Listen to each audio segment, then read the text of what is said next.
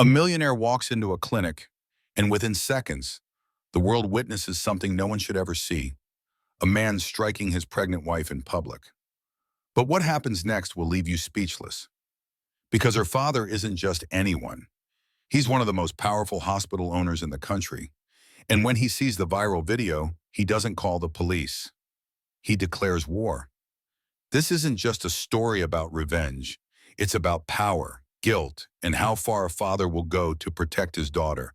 But trust me, by the end, you won't know who really won. If you love intense stories with shocking twists and emotional payoffs, hit like, drop a comment on what you'd do if you were her father, share this video with your friends, and don't forget to subscribe for more stories that will keep you on the edge of your seat. The security camera footage would later be viewed 94 million times. Black and white, timestamp in the corner. A pregnant woman sitting in a clinic waiting room, one hand resting on her swollen belly. A man in an expensive suit storming through the door, yelling, grabbing, and then the slap that echoed through the small space like a gunshot. But that comes later. On this Tuesday morning in Boston, Dr. Emma Blackwell arrived at the Serenity Women's Health Clinic 15 minutes early for her prenatal appointment. 7 months pregnant, exhausted from a night shift at the free clinic where she worked, she barely had energy to fill out the intake forms. The receptionist smiled at her. "Dr. Blackwell, always good to see you. How are you feeling?" Emma forced a smile. "Tired, but the baby's active, so that's good." "Your husband called earlier, said he might stop by." Emma's smile faded. "I didn't ask him to come." The waiting room was small but comfortable. 6 chairs arranged around a coffee table covered in parenting magazines. 2 other patients sat quietly, scrolling through their phones. The air smelled faintly of lavender and antiseptic. Emma's phone buzzed. Another text from Marcus, the 15th that morning. "We need to talk." "Answer your phone. This is important." She silenced it and closed her eyes. If she could just get through this appointment, maybe she could go home and sleep for a few hours before her next shift. Working at the Boston Metro Clinic didn't pay much, $75,000 a year compared to the $300,000 she could make at her father's hospital, but at least she could help people who actually needed it. Her father, William Blackwell, hospital mogul, the man she hadn't spoken to in 10 years. The door to the exam room opened. Dr. Martinez, her obstetrician, stepped out with a warm smile. "Emma, ready?" The ultrasound showed a healthy baby girl. Strong heartbeat, good movement, everything looked perfect. "She's a fighter," Dr. Martinez said, wiping the gel from Emma's belly. "Just like her mom." Emma stared at the screen, watching the tiny form move and stretch. Grace. She'd already decided on the name. Grace Blackwell. No Sterling. She hadn't told Marcus yet. "Can I ask you something?" Emma said quietly. "About stress. Does it affect the baby?" Dr. Martinez's smile faded. "Emma, is everything okay at home?" "It's fine, just work stress. You know I'm here if you need to talk, about anything." Emma nodded, not trusting herself to speak. How could she explain that her husband of 5 years had become someone she barely recognized? That he looked at her with resentment instead of love? That she'd started sleeping in the guest room because his moods had become so unpredictable? She got dressed and returned to the waiting room. That's when Marcus arrived. He looked disheveled, his usually perfect hair uncombed, his tie loose. But it was his eyes that made Emma's stomach drop. They were wild, furious. "Marcus, what are you doing here? You canceled your appointment." His voice was loud enough that the receptionist looked up in alarm. "What appointment?" "The one with your father's hospital. The tour, the network demo I've been trying to arrange for 2 years. Emma's heart sank. "I never agreed to that." "You're his daughter," Marcus was shouting now. The other patients in the waiting room stared. "Do you know what that contract would mean? Do you have any idea what you've cost me?" "Marcus, please. Let's go outside and talk about this." "I'm done talking." He grabbed her wrist, his fingers digging into her skin. "You're going to call him us today, right now, and you're going to fix this." "I haven't spoken to my father in 10 years. I'm not calling him. After everything I've done for you, I married you." Emma tried to pull away. "Let go. You're hurting me." "You're so selfish. Do you know that? You walk around acting like you're better than everyone because you work at that pathetic clinic. But you're nothing without me. Nothing without your father's name. The receptionist was standing now, phone in hand. Sir, you need to leave. Marcus whirled on her. Shut up! This is between me and my wife. Marcus, please. Emma's voice was shaking. The baby. Something in his face changed, a flash of rage so intense it made her step back. The baby? You've been using that excuse for 7 months. You trapped me with this pregnancy. What are you talking about? You think I wanted to be tied to you forever? You're nothing. You were supposed to be my ticket to your father's network, and instead you're just dead weight. The entire waiting room had gone silent. Even the receptionist stood frozen, unsure what to do. Emma felt tears burning her eyes. Marcus, I'm carrying your child. Are you? His voice was venomous. Or is it some doctor you work with? How do I know it's even mine? The words hung in the air like poison.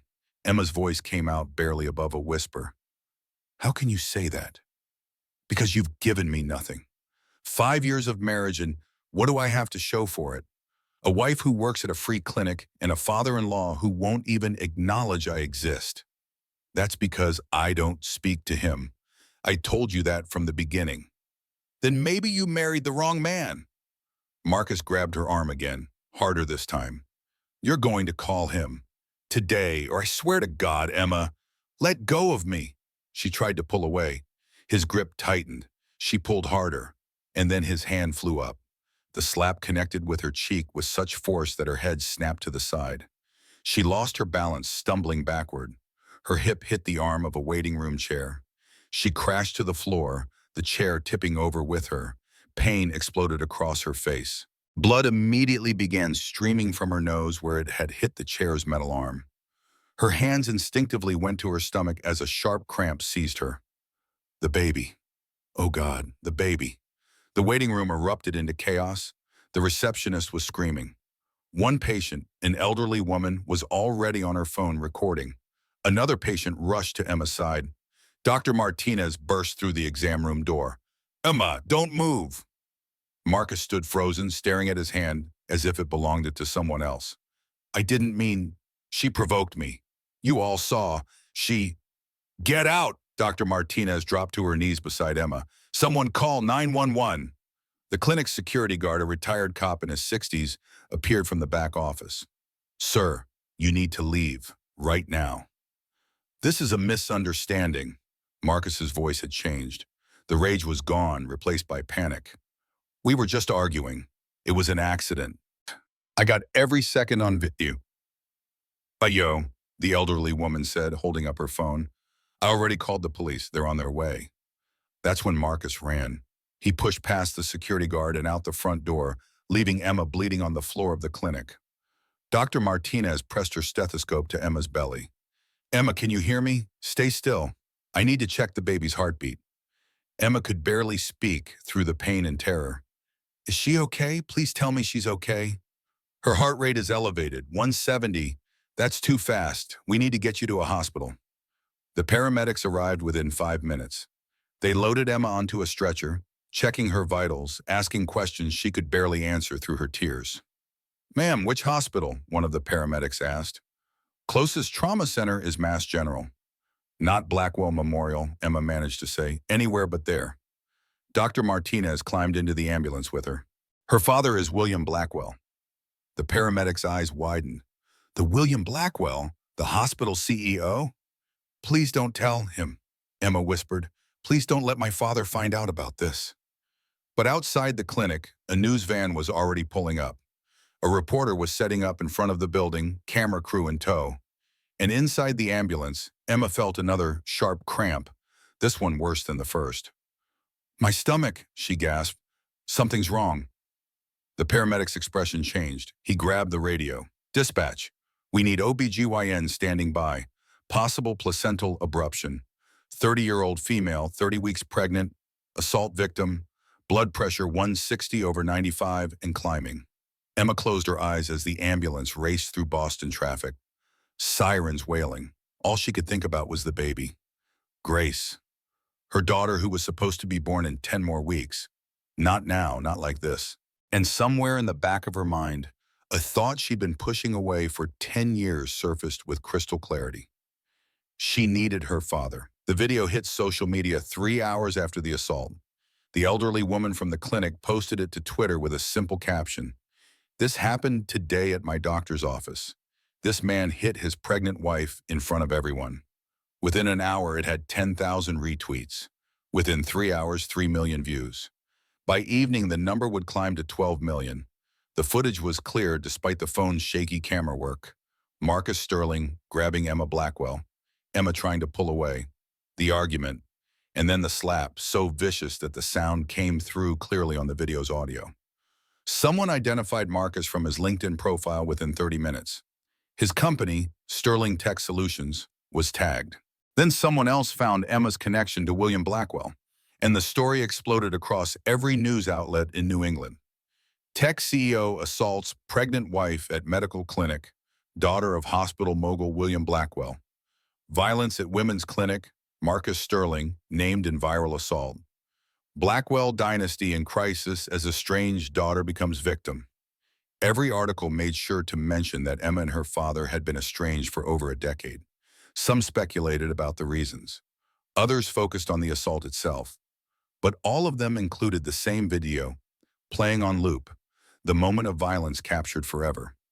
At Mass General Hospital, Emma lay in a trauma bay, hooked up to monitors, while doctors worked to stabilize her and the baby. The fetal heart rate had finally started to come down, but it was still too high. 140 instead of the normal 120. "We need to keep you overnight for observation," the attending physician told her. "Any more stress and we might have to deliver early. Your baby's not ready for that yet." Emma nodded numbly. Her face throbbed. Her nose had been packed to stop the bleeding. Bruises were already forming on her cheek and jaw. A nurse brought her phone back, retrieved from her belongings. Emma unlocked it to find 347 notifications, text messages, missed calls, emails, and social media alerts that kept multiplying by the second. She opened Twitter and immediately wished she hadn't. The video was everywhere, her face, Marcus's rage, the fall. People she'd never met were dissecting every second of the footage, analyzing the assault from every angle. "He should rot in prison. That poor woman, the baby, I can't stop thinking about that baby." And then the comments that made her stomach turn. "She must have done something to provoke him.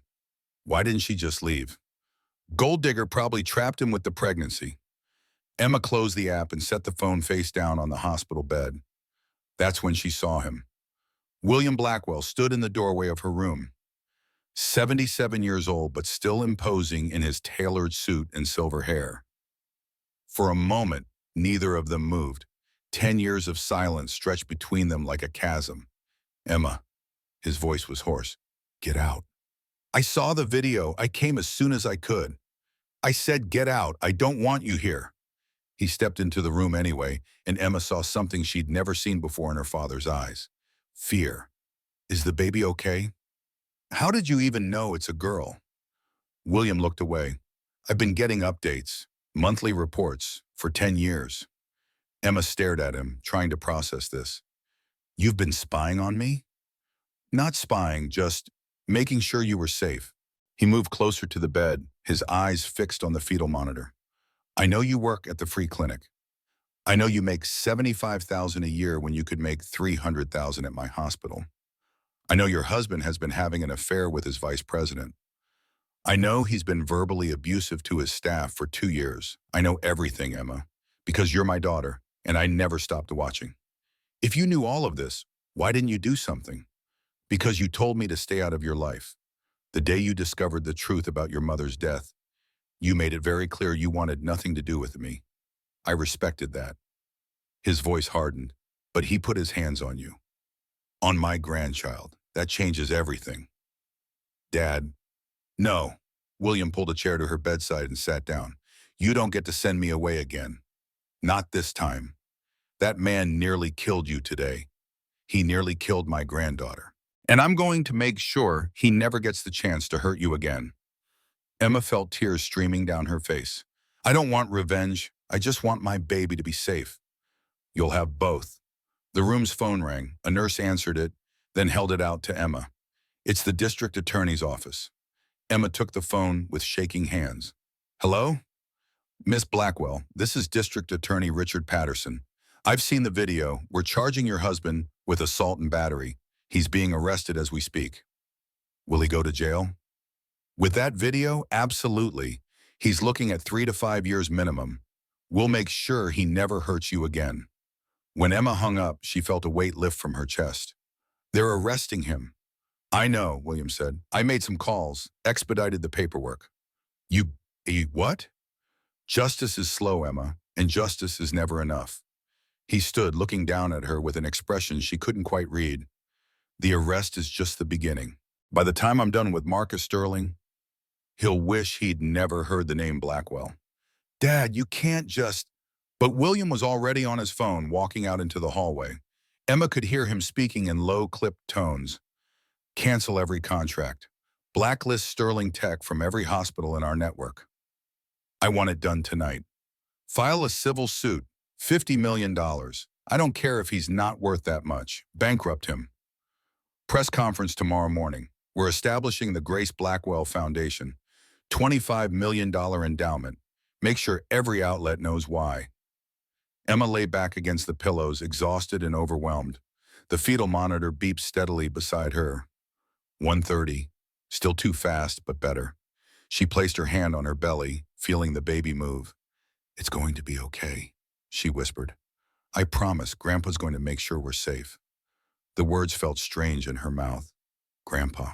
She hadn't thought of her father in that role before. Hadn't allowed herself to imagine him holding her baby, teaching Grace to ride a bike the way he'd once taught Emma. But as she drifted off to sleep, the last thing she thought about was how Marcus had looked at her in that clinic. The rage, the hatred, the way he'd called her nothing. And she thought about her father's voice on the phone in the hallway. You hurt my daughter. I'm going to destroy your world. Maybe just this once she'd let him. By the time Emma woke the next morning, Marcus Sterling's world was already collapsing. The first blow came at 6 in the morning when Sterling Tech's biggest client, Blackwell Medical Network, sent formal termination notices. 7 hospitals, 70% of Sterling Tech's revenue, gone in a single email. The second blow landed an hour later when 3 other hospital systems, all with CEOs who'd received calls from William Blackwell, sent similar notices. Upon review of recent events, we've decided to pursue alternative vendors. By noon, Sterling Tech's stock had dropped 40%. By evening, the board of directors would call an emergency meeting to discuss removing Marcus as CEO. But Marcus didn't know any of this yet. He was in a holding cell at the Boston Police Department, waiting for his arraignment on assault and battery charges. Emma learned all of this from her hospital room television, which seemed to be showing nothing but coverage of the assault. Every channel had the video, every anchor had an opinion. This is what domestic violence looks like, folks. It doesn't always happen behind closed doors.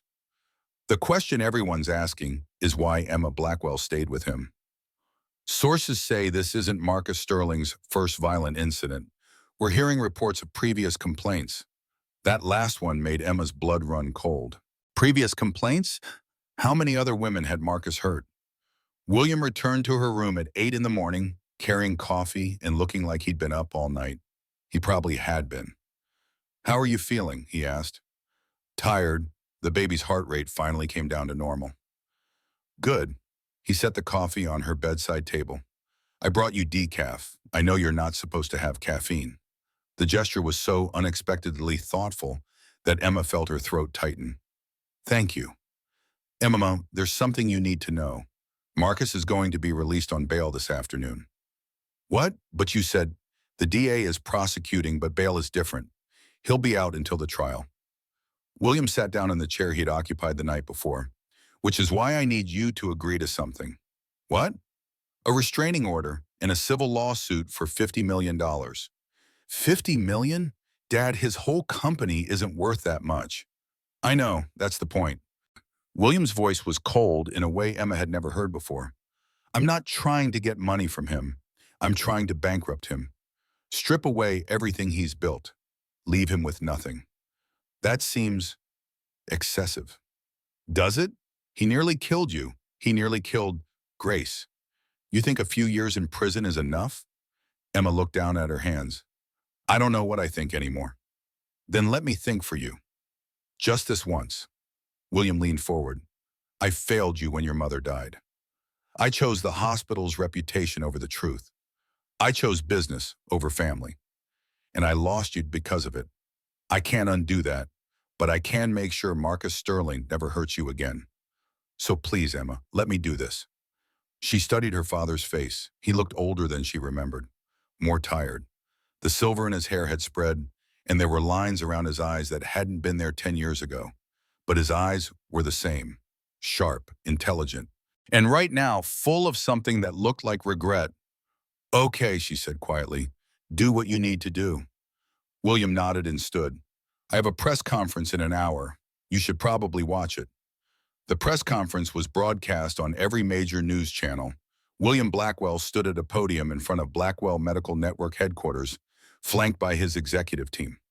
A crowd of reporters shouted questions, but he held up his hand for silence. Good morning. I'm here to announce the establishment of the Grace Blackwell Foundation, a $25 million endowment dedicated to domestic violence prevention and survivor support. Cameras flashed, reporters scribbled notes. Yesterday, my daughter Emma was assaulted by her husband at a medical clinic. She could have died. Her daughter, my granddaughter, could have died. I will not stand silent while men like Marcus Sterling walk free. William's voice grew harder. I'm calling on every hospital CEO in America to join me in taking a stand.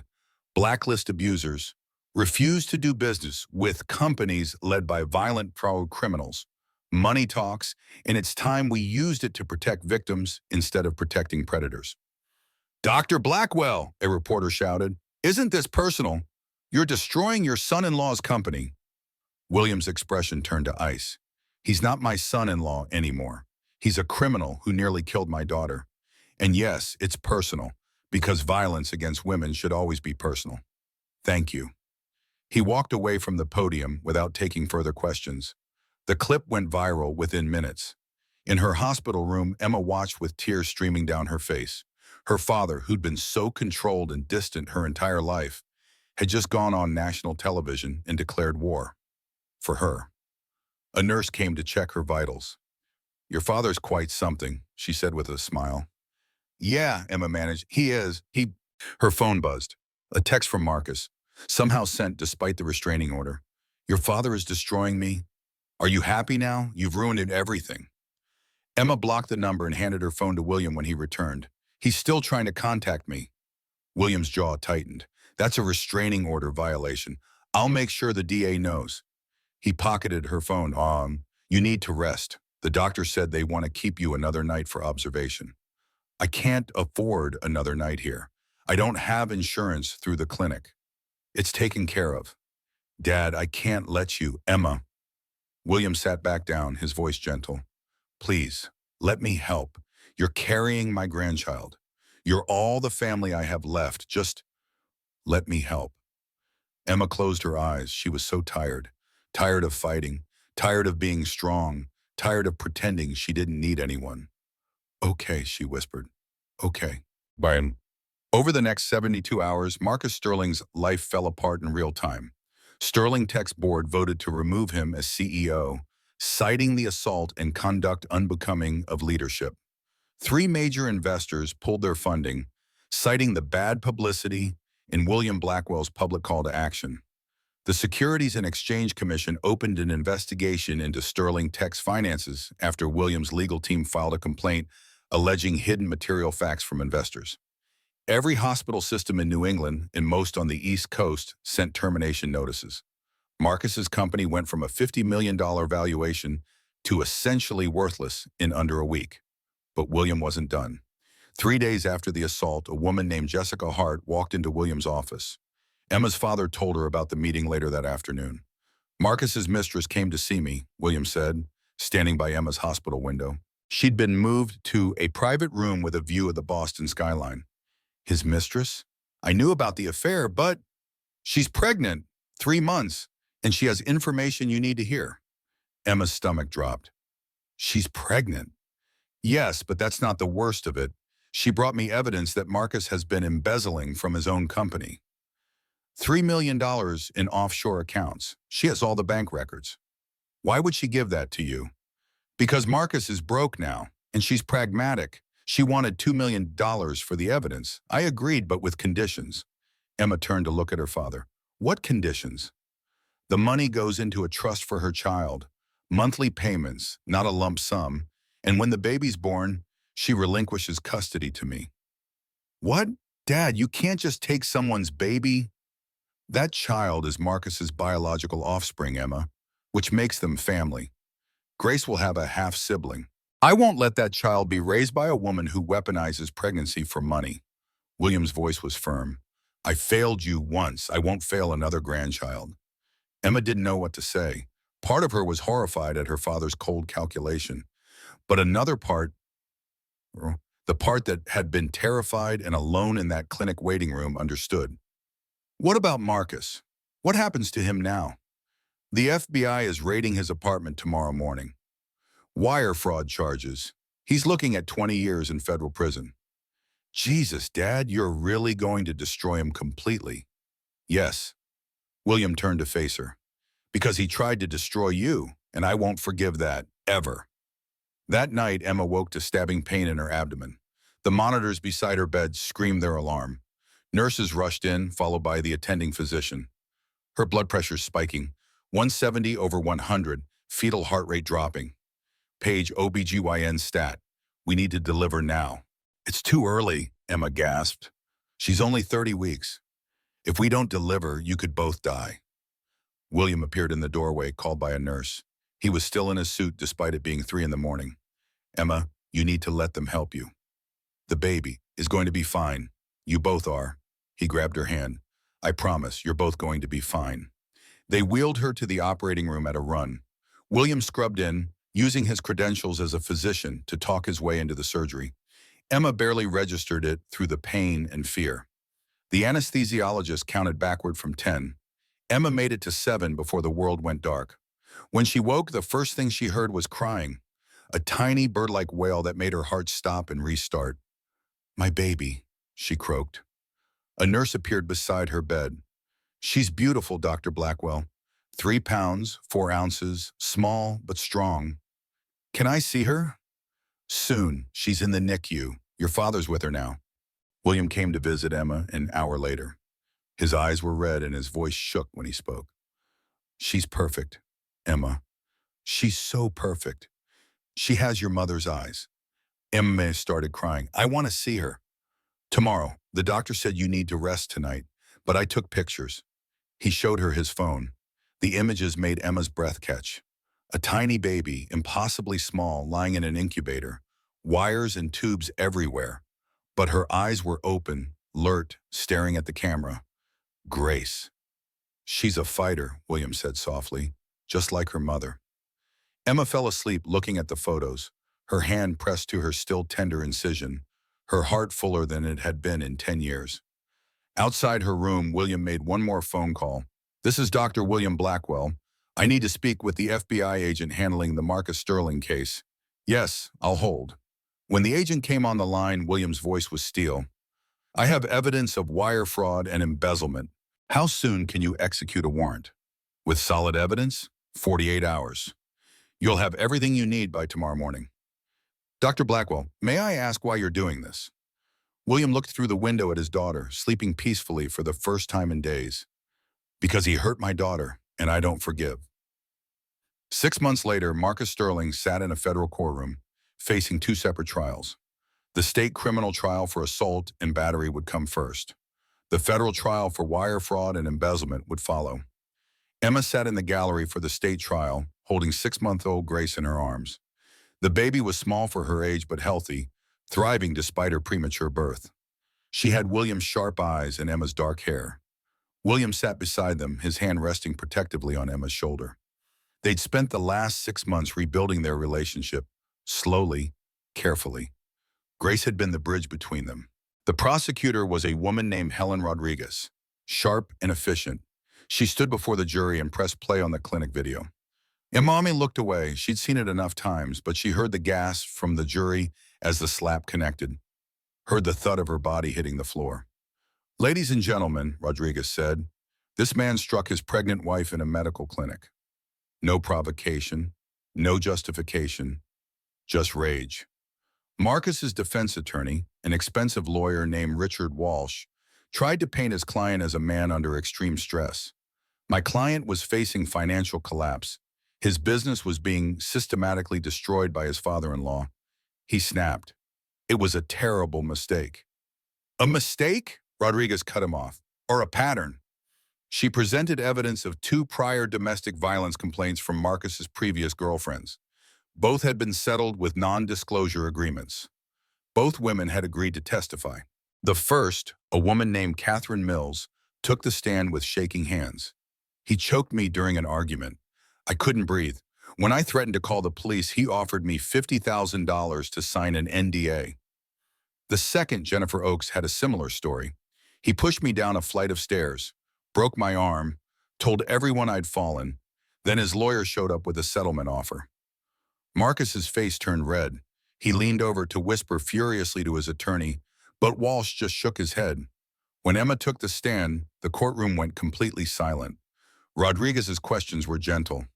Dr. Blackwell, can you describe what happened at the clinic that day? Emma's voice was steady despite the tears threatening to spill. He told me I'd trapped him with the pregnancy, that I was nothing without him. Then he hit me. I fell. I thought I was going to lose my daughter. Did your husband ever express remorse for his actions? No. He texted me from jail saying I'd ruined everything, that my father was destroying him. He never once asked if the baby was okay. Walsh stood for cross-examination. Dr. Blackwell, isn't it true that your father orchestrated this entire prosecution? That he's using you to destroy your husband out of personal vendetta? Emma looked directly at the jury. My father didn't make Marcus hit me.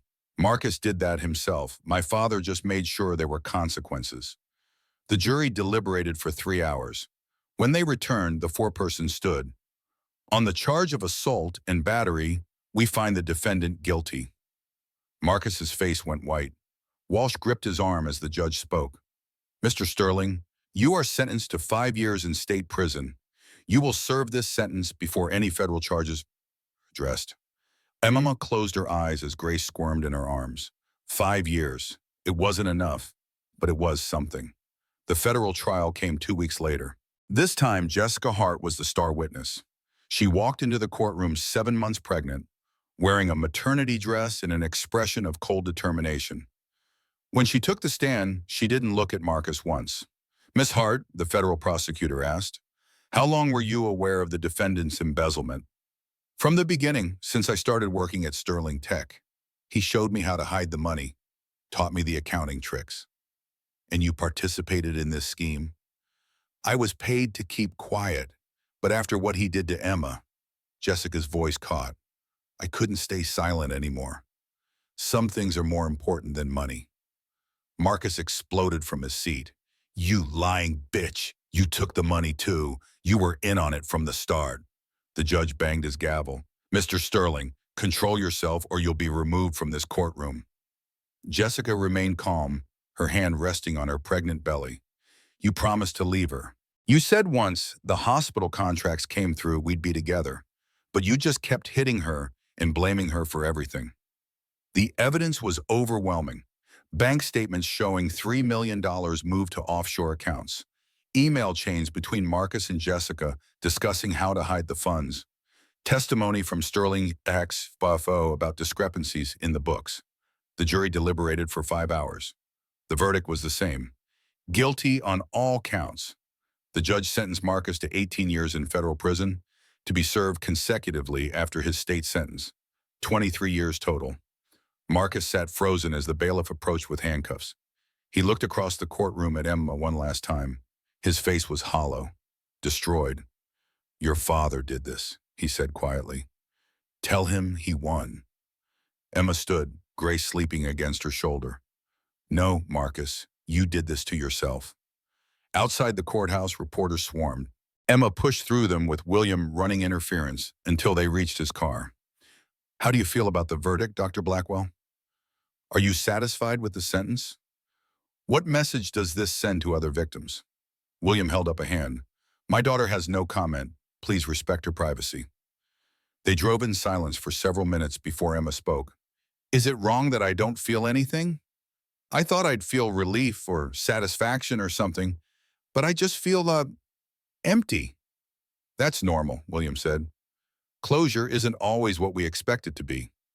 23 years. He'll be 62 when he gets out.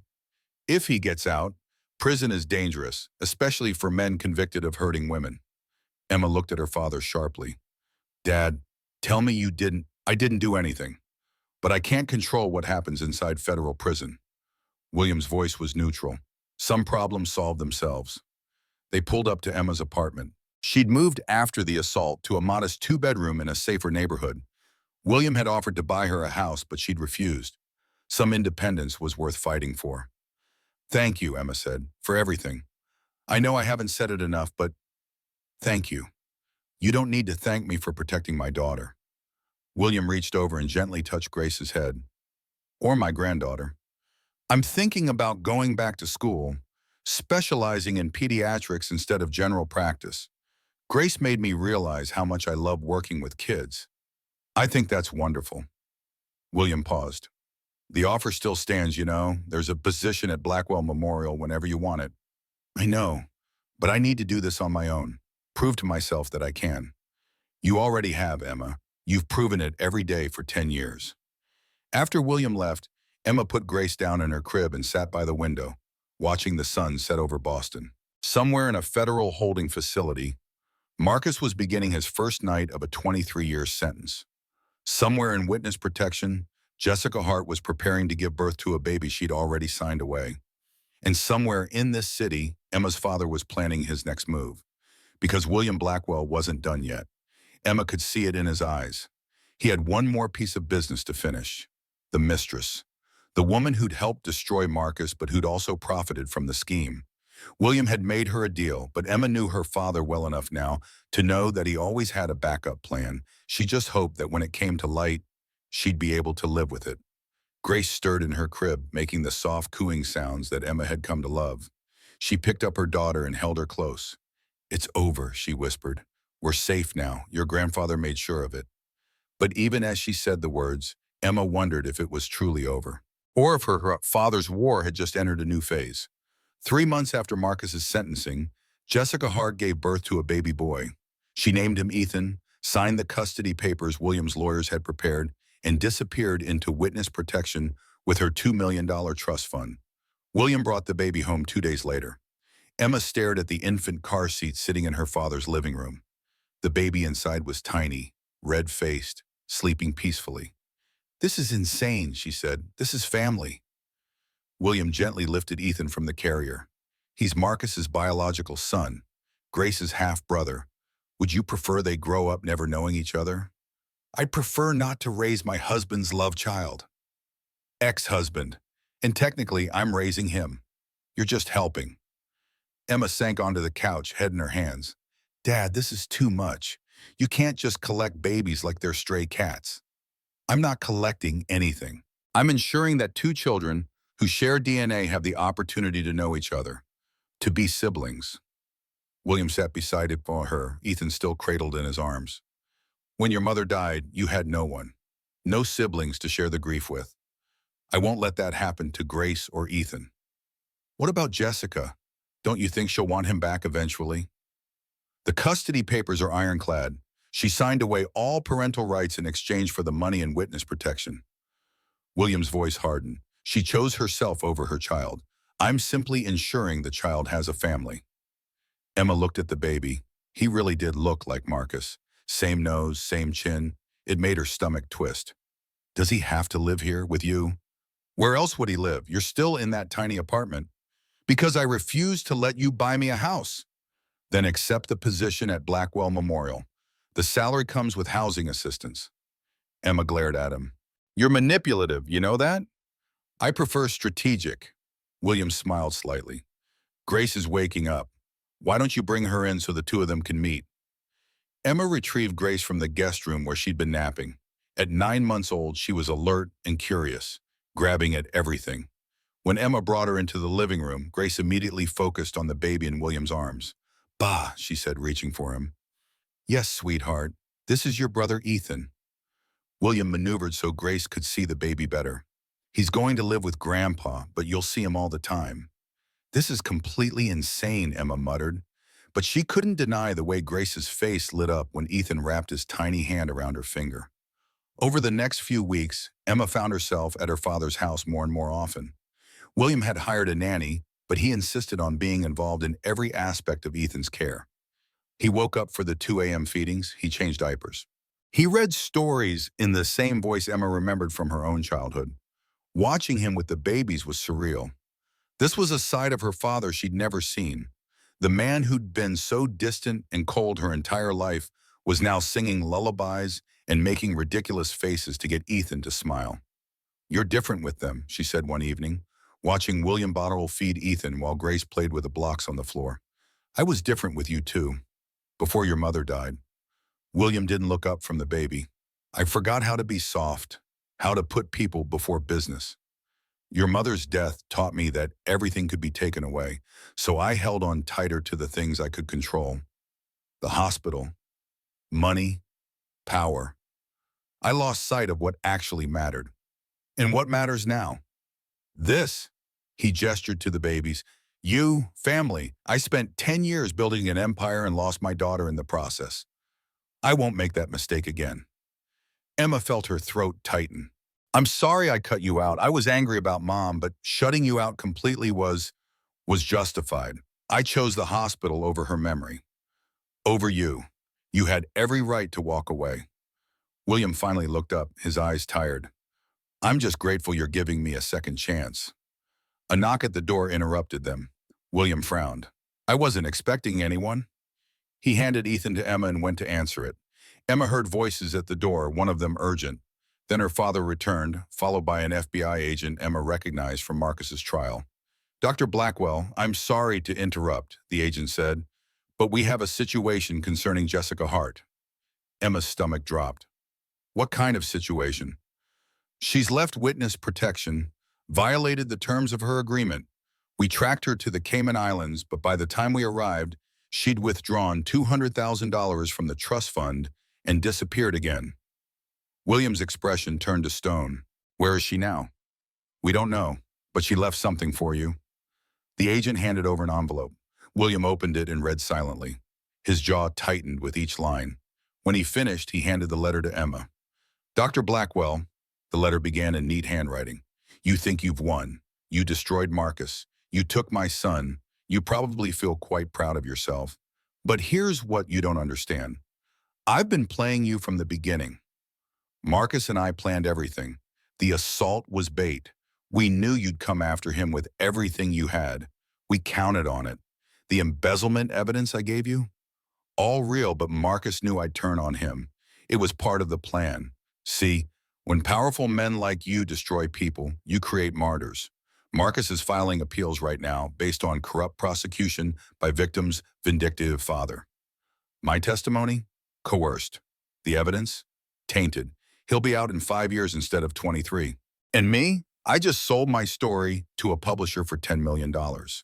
Mistress exposes medical dynasty's corruption. It'll be a bestseller. So thank you, Dr. Blackwell, for making us rich. And by the way, you can keep my son. I never wanted him anyway. He was just leverage. Enjoy your hollow victory, Jessica." Emma's hands shook as she read. "This can't be real. She's bluffing." "I don't think she is." William's voice was quiet, dangerous. "Marcus's lawyers filed an appeal yesterday, claiming prosecutorial misconduct." The FBI agent shifted uncomfortably. "Dr. Blackwell, if there's any truth to these allegations—" "There isn't. Every piece of evidence was obtained legally. Every prosecution was by the book." William's eyes were cold. "But that won't stop them from trying." "What about the book deal?" Emma asked. "Can she really publish that?" "First Amendment protects her right to tell her story." The agent looked apologetic. "Even if that story is defamatory." After the agent left, Emma and William sat in silence. Grace had fallen asleep on the floor, and Ethan dozed in Emma's arms. "They played us," Emma finally said, "from the very beginning. The assault, the evidence, all of it. We gave them exactly what they wanted." "No," William stood and walked to the window. "They underestimated one thing." "What?" how far I'm willing to go to protect my family. He turned back to face her. Jessica thinks she's won because she has money and a book deal, but money runs out. Book deals fade. What she doesn't have is what I have. Resources, connections, patience. Dad, what are you planning? Nothing illegal, nothing that will jeopardize Marcus's conviction, but Jessica violated federal witness protection. That's a crime, and I'm going to make sure she pays for it. How? William smiled, but it didn't reach his eyes. The same way I destroyed Marcus. Systematically, completely. She wants to play games. I invented the game she's trying to play. Over the next 2 weeks, Emma watched her father work with the same cold efficiency he'd used against Marcus. He contacted his publishing industry connections and had Jessica's book deal canceled, citing factual inaccuracies that could lead to litigation. He had forensic accountants track every dollar of the trust fund Jessica had accessed. He worked with the FBI to file federal charges for witness tampering and fraud. And then came the news that changed everything. Jessica Hart had been arrested in the Cayman Islands and extradited to the United States. She was being charged with witness tampering, fraud, obstruction of justice, and violation of federal witness protection. She was facing 12 years in federal prison. William called Emma to tell her, "It's done. She'll be sentenced next month." And Marcus's appeal? Denied. The judge found no evidence of prosecutorial misconduct. His conviction stands. Emma should have felt relieved, vindicated, but instead she just felt tired. Dad, when does this end? It already has. Marcus is in prison. Jessica is in prison. You and Grace are safe. Ethan has a family. It's over, Emma. Is it? Or are we going to spend the rest of our lives looking over our shoulders, waiting for the next threat? William was quiet for a long moment. Come to my house tomorrow. There's something I want to show you. The next day, Emma drove to her father's estate with Grace and discovered a construction crew working in the backyard. They were building something large and elaborate. What is this? She asked. A playground. William picked up Grace and carried her toward the construction site. With swings and slides and a sandbox for Grace and Ethan. I thought, maybe you could move in here. You and Grace. There's plenty of room, separate wing for you if you want privacy. But the kids could grow up together, as siblings should. Emma stared at the playground, taking shape. You're building them a playground. I'm building them a home. Building us a home. William's voice cracked slightly. I lost 10 years with you, Emma. I don't want to lose another day. Please, move in. Let me be the grandfather I should have been. The father I should have been. Emma looked at her father holding her daughter, both of them watching the construction crew work. She thought about the tiny apartment where she and Grace lived, about the long hours at the clinic, about how tired she was of fighting everything alone. Okay, she heard herself say. Okay, Dad, we'll move in. William's smile was genuine this time. Warm. Thank you.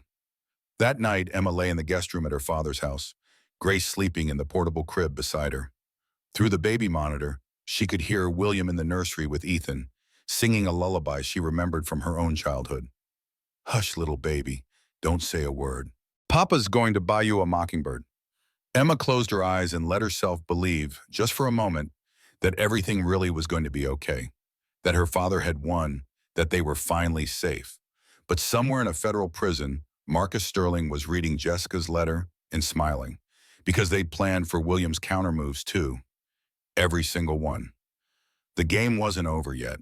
2 years after Marcus's conviction, Emma stood in her father's study, staring at the letter that had just arrived via courier.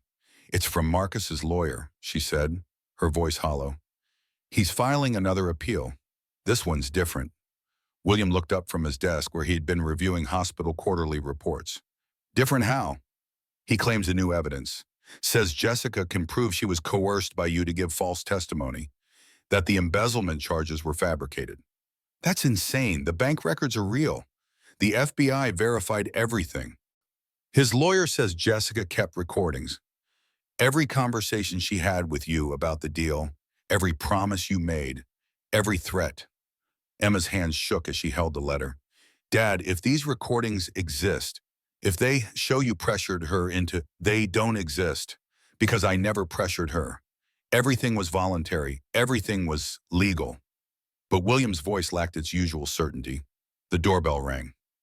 William's housekeeper answered it, then appeared in the study doorway. "Dr. Blackwell, there are FBI agents here to see you." Emma and William exchanged looks. This couldn't be good. The agents were polite but firm.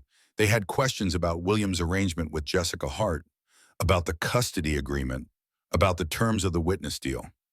"Dr. Blackwell, we've received allegations that you coerced Miss Hart into giving false testimony against Marcus Sterling," the lead agent said, "that you threatened to take her child if she didn't cooperate." "That's completely false. She came to me with the evidence. She offered it in exchange for protection and financial security for her child." "And the custody arrangement was her idea? She didn't want the baby, said she couldn't raise a child while in witness protection." William's voice was calm, but Emma could see the tension in his shoulders. "Everything was documented by my lawyers. Every conversation was recorded for legal protection." The agents looked at each other. "You recorded the conversations?" "Of course. When dealing with someone like Jessica Hart, I protect myself. We'll need copies of those recordings. You'll have them by end of business today." After the agents left, Emma turned to her father. "You recorded everything?" "I always do when I'm making deals that could be challenged later. It's basic legal protection." William pulled up files on his computer. "Every conversation with Jessica is right here. Time-stamped, unedited. She came to me willingly. She offered the evidence voluntarily, and the custody agreement was her suggestion, not mine." "Then why is she claiming otherwise?" "Because she thinks she can create doubt, make me look like a corrupt power broker who manipulated the system." William's jaw tightened. "She's wrong." But as the weeks passed, Emma began to worry. The media had picked up on Marcus's appeal. Every day brought new headlines. Medical mogul accused of witness tampering. Did William Blackwell corrupt his son-in-law's prosecution? Appeals court to review Sterling case amid coercion claims. Public opinion began to shift. Some people who'd supported William initially started questioning his methods. Articles appeared analyzing his aggressive destruction of Marcus's company, his manipulation of the legal system, his custody grab of Jessica's baby. Emma read one particularly harsh op-ed at the kitchen table while Grace and Ethan played nearby. "He acted like a mob boss," the article stated, "using his wealth and power to crush anyone who hurt his daughter." Yes, Marcus Sterling deserved punishment, but did he deserve to have his entire life systematically destroyed by a vindictive father-in-law with unlimited resources? "Stop reading that garbage," William said, taking the tablet from her hands. "It's all noise." "It's not just noise when the appeals court agrees to hear his case. They're required to hear appeals. Doesn't mean they'll overturn anything." But Emma could see the strain on her father's face, the dark circles under his eyes. He'd aged visibly over the past few weeks. The appeals hearing was scheduled for 6 weeks later. In the meantime, William's legal team worked around the clock reviewing every aspect of the original prosecution. "We need to be prepared for anything," William's lead attorney told them during a strategy meeting. Jessica's testimony was crucial to the embezzlement case. If the court believes she was coerced, they might throw out that conviction. "But the recordings," Emma started, "will help. But recordings can be interpreted different ways. A jury might hear you negotiating. The appeals court might hear you manipulating." "Then we need more," William said. "What else do we have?" The attorney hesitated. "There's one thing we haven't used yet. Jessica violated witness protection. She contacted Marcus from a restricted location. That's federal. But if we go after her on that, she claims harassment, says you're still manipulating the system to hurt her. So we're stuck." Emma felt her frustration building. "She gets to lie and we can't even defend ourselves without looking like bullies." "Not stuck," William said quietly. "We just need to be smarter." He made a phone call. Emma couldn't hear what he was saying, but she saw his expression change from determined to satisfied. When he hung up, he was smiling. "I have an idea, but you're not going to like it." "What is it?" "We let Jessica think she's winning. We don't fight the harassment narrative. Instead, we leak to the press that I'm stepping down from Blackwell Medical Network, that the stress of the legal battles is too much, that I'm retiring to spend time with my grandchildren." But that makes you look guilty. Exactly. Jessica will get confident, overconfident. And when people get overconfident, they make mistakes. Dad, this is your legacy. You can't just walk away from, my legacy is you, Grace, Ethan. The hospital is just a building. William stood and walked to the window overlooking the playground he'd built. Both children were outside with their nanny, Grace pushing Ethan on a swing. I spent my whole life building an empire and lost my daughter in the process. I won't make that mistake again. The retirement announcement made national news. Reactions were mixed. Some praised William for finally prioritizing family. Others saw it as an admission of guilt. But the most important reaction came from Jessica Hart herself. She agreed to an interview with a major news magazine. Emma and William watched it together from the living room. Dr. Blackwell claims he has recordings of our conversations, Jessica said to the interviewer.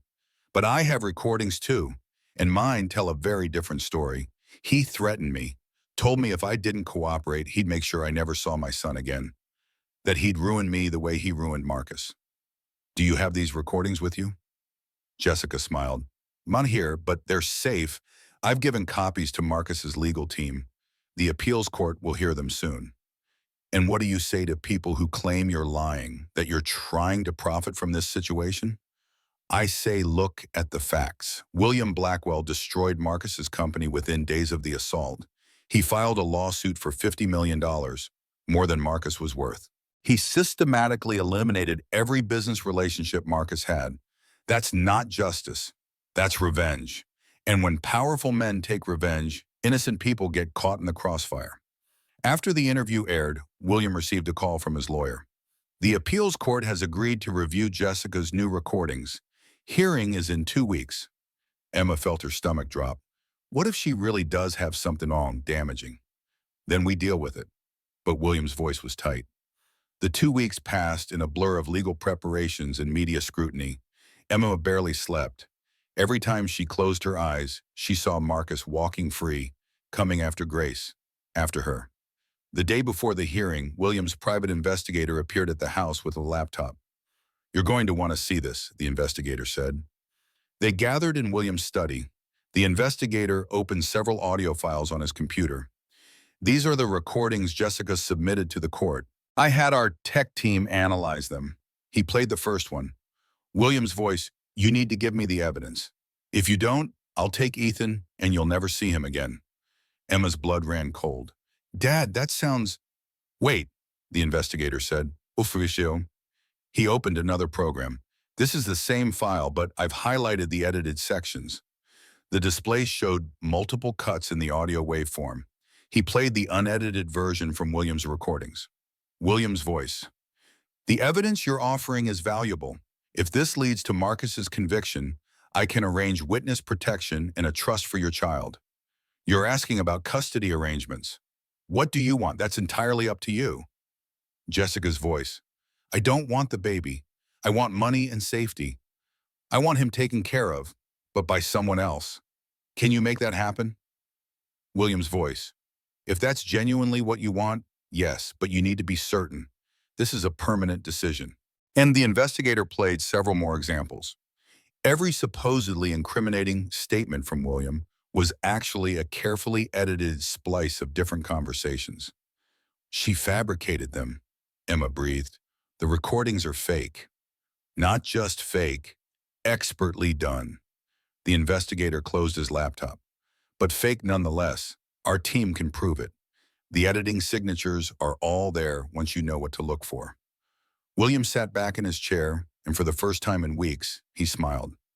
Can we have this analysis by tomorrow morning? It'll be on the judge's desk by 8 a.m. The appeals hearing the next day was short. The judge reviewed the audio analysis, listened to the original unedited recordings, and turned to Jessica Hart's lawyer with an expression of disgust. Counselor, your client submitted fabricated evidence to this court. That's not just grounds for dismissal. That's grounds for criminal charges. Jessica, sitting in the gallery, went pale. The appeal is denied. Marcus Sterling's conviction stands. All counts. Furthermore, I'm referring Miss Hart to the U.S. Attorney's Office for prosecution of evidence tampering and perjury. The judge banged his gavel. This case is closed. Outside the courthouse, Emma stood with her father as reporters shouted questions. William held up a hand for silence. Justice has been served. My daughter can finally have peace, knowing her abuser will remain behind bars where he belongs. Thank you. They drove home in silence. Emma kept expecting to feel relief, vindication, something, but she just felt exhausted. Is it really over? She asked as they pulled into the driveway. Yes, Marcus's conviction is final. Jessica is facing 12 years for evidence tampering. It's over, Emma. Inside, Grace and Ethan were building a tower with blocks. They looked up when Emma and William entered, both children smiling. Mama! Grace ran over and hugged Emma's legs. Hey, baby. Emma picked her up, burying her face in her daughter's hair. William sat on the floor with Ethan, who immediately climbed into his lap. You know what? I think I made the right decision about retiring. You're really going through with it? Already done. Board accepted my resignation this morning. Effective in 30 days. He tickled Ethan, making the boy giggle. These two are my full-time job now. Emma sat beside them, Grace still in her arms. Thank you, Dad, for everything. I know it cost you. It cost me nothing that mattered. The hospital will be fine without me. But you three, you need me. And I need you. William's voice was soft. I spent 10 years alone because of my pride. I won't waste another day. That night, after both children were asleep, Emma stood in the doorway of the nursery, watching her father adjust Ethan's blanket. He'd done the same with Grace earlier, checking on her 3 times before finally heading to bed himself. Dad, he turned, is everything okay? I forgave you. I realized I never actually said the words, but I forgive you for Mom, for the 10 years, all of it. William's eyes glistened with tears. Emma, I'm not finished. I also want to say thank you. You destroyed the man who hurt me, yes, but more importantly, you became the father I always needed, the grandfather Grace and Ethan deserve. You saved us, all of us, not just from Marcus, but from being alone. William crossed the room and pulled Emma Boehm into a hug. She couldn't remember the last time her father had hugged her. Maybe when she was 8 years old, before her mother died, before everything went wrong. I love you, sweetheart, he whispered. I never stopped. Even when you hated me, I never stopped. I love you too, Dad. They stood there for a long time, two people who had lost each other and somehow found their way back. Outside, Boston glittered in the darkness. Somewhere in that city, Marcus Sterling sat in a federal prison cell, his appeal denied, his empire gone. Somewhere else, Jessica Hart was being processed into federal custody to begin her 12-year sentence. But here, in this house, in this moment, everything was finally at peace. The Grace Blackwell Center for Family Safety opened on a crisp October morning, 2 years after Marcus's final appeal was denied. Emma stood at the podium, looking out at 300 people gathered for the ribbon cutting. Grace was 4.5 now, holding William's hand. Ethan, just turned 3, fidgeted beside them. 2.5 years ago, I was assaulted by my husband in a medical clinic, Emma began. I nearly lost my daughter. I thought that was the end of my story, but it was actually the beginning. She gestured to the 3-story building behind her. This center will provide free medical care, legal assistance, counseling, and housing support for domestic violence survivors. We're starting with capacity for 50 families. This isn't just a building. It's a promise that no one has to face violence alone. Dr. Martinez joined her at the ribbon. Together they cut through it as cameras flashed and applause erupted. Inside, the center was warm and welcoming. Comfortable furniture, soft lighting, children's play areas. Everything Emma had wished existed when she'd been at her lowest. That afternoon, back at William's house, both children demanded bedtime stories. Emma read to Grace while William read to Ethan, their voices carrying through connecting bedrooms. Mama, why do people hurt each other? Grace asking suddenly. Emma's breath caught. Some people get hurt when they're young and never learn how to be kind, so they hurt others instead. Did someone hurt my dad? I don't know, baby. Maybe. Is that why he hurt you? Emma pulled Grace close. Nothing excuses what he did. But yes, sometimes hurt people hurt people. That's why it's so important to be kind. To break the cycle. What's a cycle? When something keeps happening over and over. Your dad was hurt, so he hurt me. But I don't want to hurt you. I want to love you and keep you safe. That breaks the cycle. Grace was quiet, then said, I'm glad Grandpa stopped him. Me too, sweetheart. Later, Emma found William in his study. I got a letter today from Marcus. He wants to see Grace. William's jaw tightened. Absolutely not. His lawyer says he has the right to request visitation. Then we go to court. We show the judge everything. It'll be denied. 3 weeks later, Marcus appeared at the hearing via video link from federal prison. He looked older, thinner, graying. Your Honor, his lawyer said, my client has completed extensive therapy. He's genuinely changed. He just wants to meet his daughter. Emma stood. Your Honor, he sent me 3 letters in 2.5 years. The first 2 blame me for his conviction. This is the first time he's acknowledged wrongdoing. 2 years of prison therapy doesn't undo a lifetime of abuse. Marcus spoke from the screen. I know I don't deserve forgiveness, but Grace is my daughter. She deserves to know her father. She deserves a father who wouldn't have hit her pregnant mother, Emma said firmly. You gave up that right when you raised your hand to me. The judge reviewed the file. Mr. Sterling, I've watched the assault video. What you did was brutal. You showed no remorse at the time. You blamed the victim.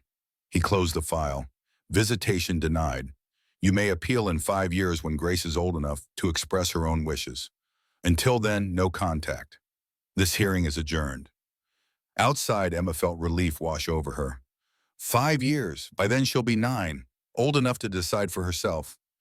That evening, Grace asked about the hearing. Emma was honest. It was about your dad, but it's okay. Everything's okay. Was it about him wanting to see me? Yes, but the judge said no. You don't have to see him unless you want to. Grace nodded, apparently satisfied. Can we have ice cream? Emma laughed despite herself. It's Tuesday. But Grandpa lets us have ice cream whenever we want. William appeared with mock dignity. It says right in the grandparent handbook, ice cream at least 3 times per week. There's a handbook? Ethan asked seriously. Very official, page 15. Both children giggled. Emma watched her father with them and felt her heart swell.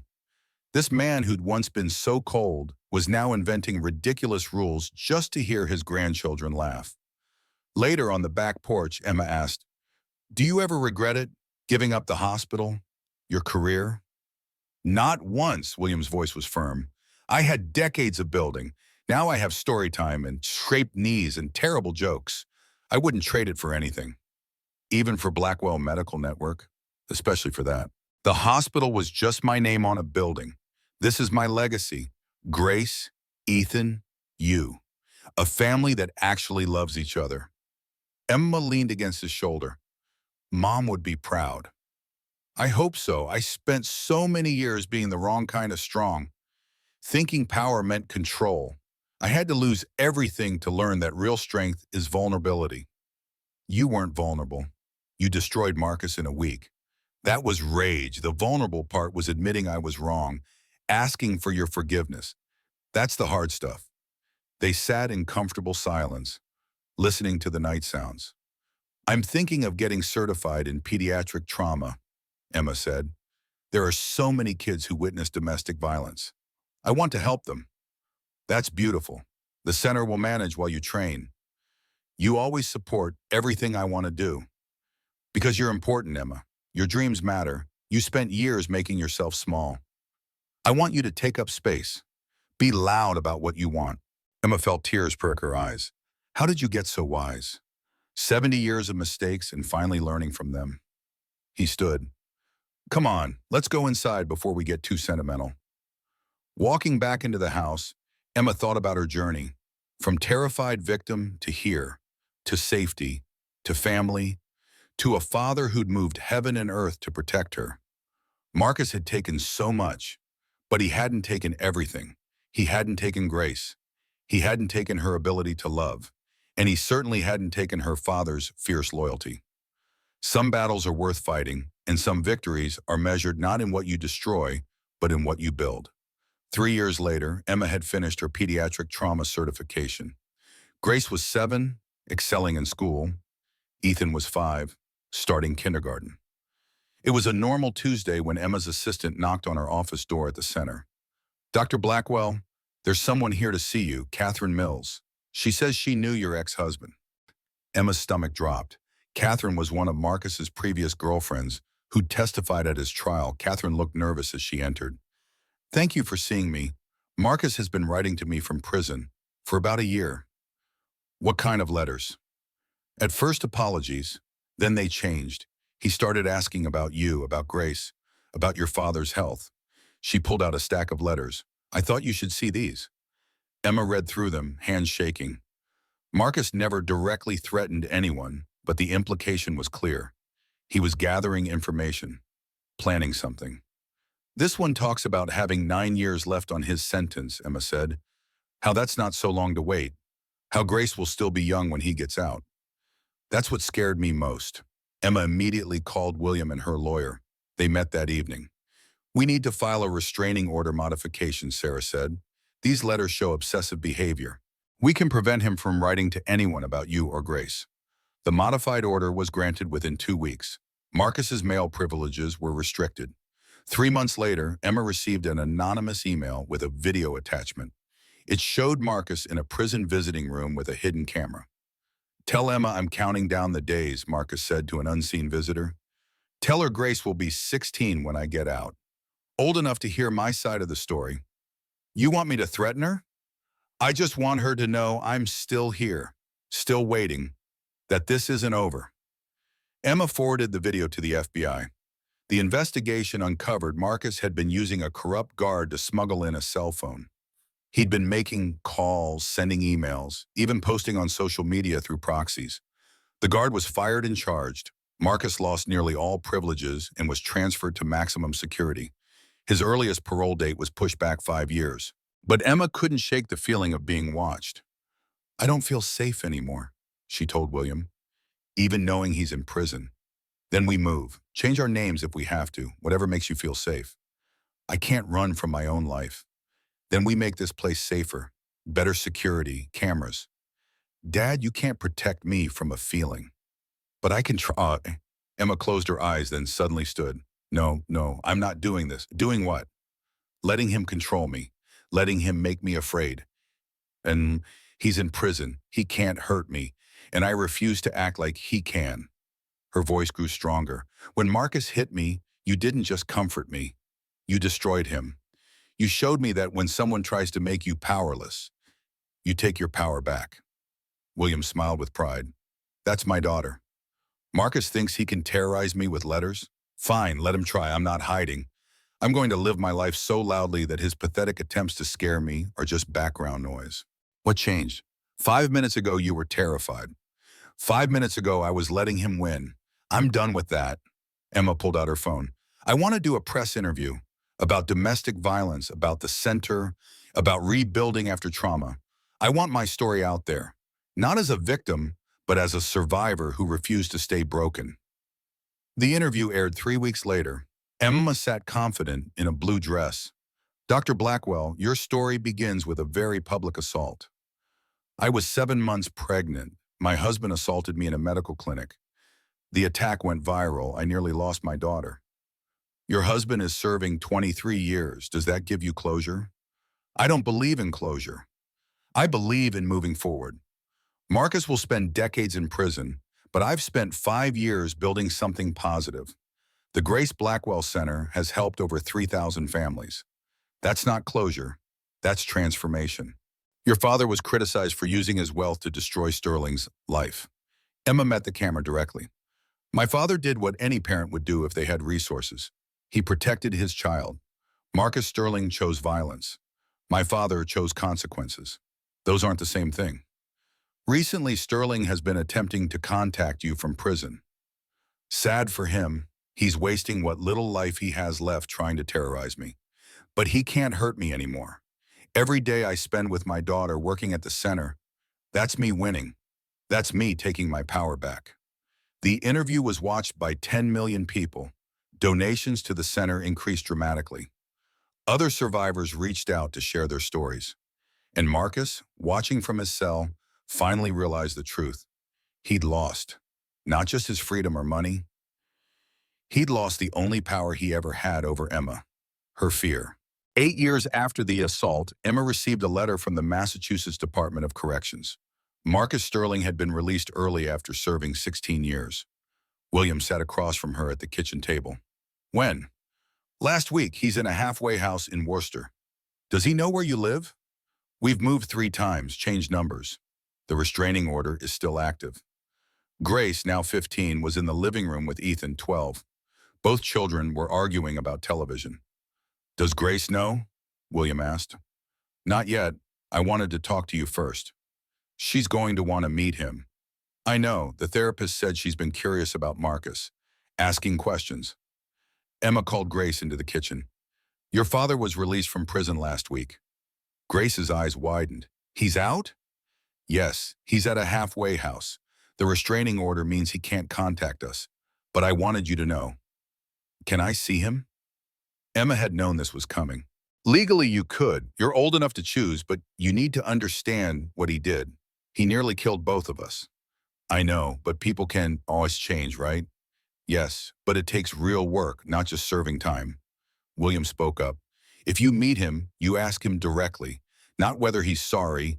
You ask what he's done to change, what therapy he's had, whether he takes full responsibility or still blames your mother and me. Grace nodded. Can I think about it? 2 weeks later, Grace requested a meeting. The therapist arranged it at her office. Marcus arrived early with his parole officer. Emma barely recognized him. Prison had aged him drastically. Gray hair, gaunt face. When Grace entered with Emma and William, Marcus stood. Grace, you look so much like your mother. Hi, Grace's voice was uncertain. They sat, the therapist between them. Thank you for seeing me, Marcus said. I know I don't deserve it. I wanted to know who my father is. Mom told me what happened. But I wanted to hear your side. There's no side that justifies what I did. I was angry and took it out on your mother, on you. I nearly killed both of you. Why were you so angry? Because I felt powerless. Your mother wouldn't help with my business. I resented her, saw her as an obstacle instead of a person. Did you want me? Did you want the baby? Marcus was quiet. Honestly, no, I saw the pregnancy as a trap. Grace flinched but held up her hand when Emma started to stand. Did you ever think about me? In prison? Every day, I would lie awake thinking about what your life was like. Whether you looked like me, whether you hated me. I knew. Mom showed me the video when I was 12. Marcus's face went white. She showed you. I asked to see it. I wanted to understand. Grace's voice was steady. Grandpa didn't want her to, but Mom said I deserved the truth. What did you think when you saw it? I thought my father was a monster. Then Mom said, hurt people, but we can choose to break the cycle. Your mother is better than I ever was. I know. That's why I'm glad she's raising me and not you. The words were devastating. Marcus's shoulders sagged. Are you here to forgive me? No, I'm here to tell you I understand what you did. But I'm also here to tell you I don't want a relationship with you. I have a grandfather who taught me what real love looks like. I don't need a father who spent 16 years learning basic human decency. Grace, Marcus reached toward her. William stood. Don't. Marcus pulled back. You're right. You deserve better than me. Grace stood. I'm glad you're sorry, but being sorry doesn't mean you get to be in my life. That's my choice. And I choose my mom and my grandpa and my brother. I choose the family that actually shows up. She walked out, Emma and William following. In the car, Grace started crying. I thought seeing him would make me understand, but he's just empty. There's nothing there. Emma pulled her into a hug. You were so brave. When they got home, Ethan was waiting. How did it go? I met him, our dad, and I decided I don't need him. Good, because you've got me, and I'm way cooler than some ex-con. Grace laughed through tears. You're 12, nothing you do is cool. I'm pre-cool. It's called potential. That night, Emma sat with William on the porch. Do you think he really changed? She asked. I think he realized what he lost. But it doesn't matter anymore. Grace saw him and chose us. She chose herself. She chose not to carry his burden. That's what I taught you. What you taught her. You did good, Dad, with all of this. I just did what any father should do, protect his family. No, most fathers would have comforted and moved on.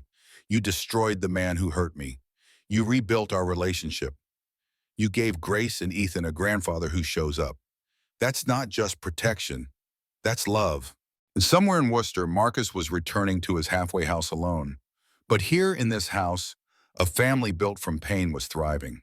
That was the best revenge of all. 5 years after Grace met Marcus, Emma stood at Boston Children's Hospital delivering the keynote address for the national conference on pediatric trauma. She was 53 now, silver touching her dark hair. In the front row sat William, now 90, with Grace and Ethan, 20 and 17, home from college. Good morning. My name is Dr. Emma Blackwell, and 13 years ago my husband tried to kill me. The room went silent. I say that because it's true, and the story of what happened after is why I'm here. She showed slides of the Grace Blackwell Center. This center has served over 8,000 families since opening, but it didn't exist when I needed it. She clicked through programs, medical care, legal aid, counseling, housing. My father funded this center, but more importantly, he taught me that power isn't evil. It's what you do with power that matters. When I was hurt, my father used his wealth and influence to destroy my abuser. Some criticized him, said he went too far, but I'm going to say something unpopular. She looked directly at the audience. Sometimes love looks like protection. Sometimes it looks like using every resource to keep your child safe. My father didn't just comfort me. He made sure the man who hurt me faced real consequences. That gave me space to heal without fear. She showed a photo of Grace and Ethan. These are my children. Grace just finished sophomore year at MIT, studying biomedical engineering. Ethan starts senior year and wants to be a trauma surgeon. Neither has witnessed violence in their home. That's not luck. That's the result of hard choices by people who love them enough to break the cycle. She told her story. The assault, the video, her father's destruction of Marcus's empire, the trials, Marcus's release, Grace's choice. Marcus served 16 years. He was released 5 years ago. Grace met him once and decided she didn't need him. Last I heard, he's working at a warehouse in Springfield, living alone. His life isn't dramatic anymore. It's just small. And that's the real consequence, not prison, but losing access to the life he could have had. She showed her final slide. William with both children at Grace's graduation. This is what victory looks like. Not revenge, not even justice. This is love, the kind that rebuilds, that protects fiercely, that refuses to let violence have the last word. Her voice grew stronger. When you're treating child victims of domestic violence, you're giving them tools to break cycles, to imagine futures where they're safe, where their parents use power to protect them, not harm them. She stepped back. My father is 90. He gave up his hospital empire to raise his grandchildren. People asked if he regretted it. He always says, the hospital was just my name on a building. My family is my legacy. Thank you. Thunderous applause. William pulled her into a hug. Perfect. At dinner that evening, William said, I've been thinking about updating my will. Emma's heart sank. Dad, you're healthy. I'm 90. I need to face reality. He smiled. I'm leaving most of the money in trust for the Grace Blackwell Center. Emma, you'll control that trust. The houses are divided among you three. Grandpa, we don't want to talk about this, Ethan said. I want you to understand something. Money is just paper. What I'm really leaving you is the choice I made. To choose family over empire. To choose love over power. You're not dying, Grace said firmly.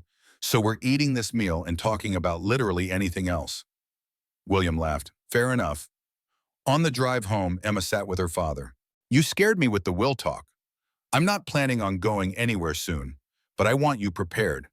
Everything I built was for this. For you three. The center will survive. I made sure of more than that. I made sure you know how to fight, how to protect yourself. When Marcus hurt you, I could have just comforted you. Instead, I showed you what's possible when you refuse to accept injustice. Some people think you went too far. Let them. My daughter and grandchildren are safe, thriving. That's all that matters. Emma leaned against his shoulder. I used to be so angry with you after Mom died. It took years to understand you were just protecting what you loved the way you knew how. I was protecting the wrong things then. The hospital's reputation instead of her memory. But I learned, better late than never. They arrived at the house. Grace and Ethan were already arguing about a movie. Listen to them, William said softly. Normal sibling bickering. That's what I fought for, not revenge. Just the chance for you all to have normal, boring, beautiful lives. Emma watched her children through the window. Grace laughing, Ethan rolling his eyes, William smiling at them both. This was the legacy. Not money or buildings or reputation, but a family that loved each other fiercely, that protected each other, that broke cycles instead of perpetuating them. Somewhere out there, Marcus Sterling lived his small, lonely life.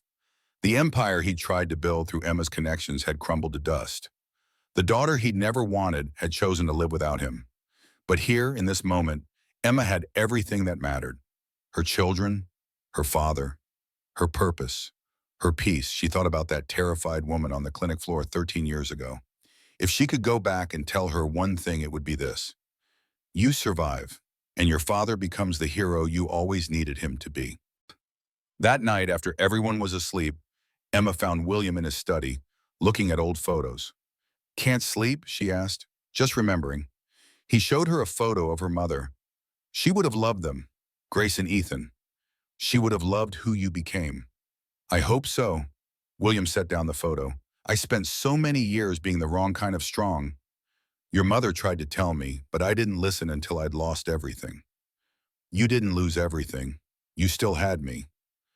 I did lose you for 10 years, but you gave me another chance. That's the greatest gift anyone's ever given me.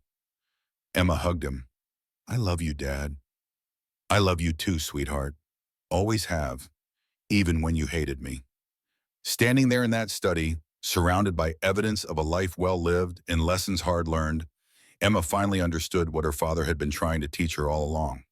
Love isn't just gentle. Sometimes it's fierce. Sometimes it fights. Sometimes it destroys what threatens you and rebuilds what sustains you. And sometimes the greatest act of love is refusing to give up on each other, even when it would be easier, even when 10 years of silence stretches between you, even when the world says you should walk away. Her father had destroyed Marcus Sterling, but more importantly, he'd rebuilt himself. And in doing so, he'd shown Emma how to rebuild too. That was the real legacy, not the money or the center or even the justice. The legacy was this: a family that refused to let violence or grief or pride destroy them.